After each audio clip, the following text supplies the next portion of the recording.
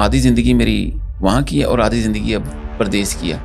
वहाँ जाता हूँ तो वहाँ आधा परदेसी हूँ, यहाँ आता हूँ तो यहाँ आधा परदेसी हूँ। बस ज़िंदगी ऐसे मिक्स हो गई है, आधा देसी आधा परदेसी। फैमिली की बात करें तो मेरा ख्याल आप सब लोग मेरी फैमिली के बारे में जानते हैं। मेरी फैमिली के जितने मेंबर्स हैं सब लोग कहीं ना कहीं वीडियोस के अंदर आपको सब्जेक्ट टू कंटेंट पाए जाते हैं माशाल्लाह, क्योंकि हमारे पास पूरा मटेरियल है। हर साइज का बच्चा मौजूद है।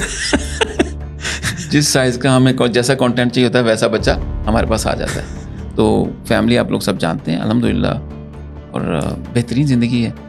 और यूएई में लैंड अप होने का कोई सीन ऐसा नहीं था कि मैंने कुछ प्लान किया था।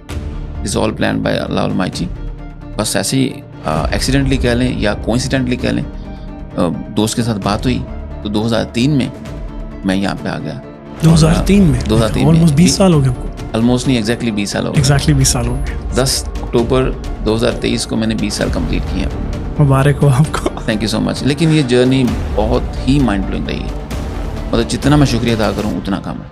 एक कह सकते हैं कि you can call that starting from zero to a level of hero.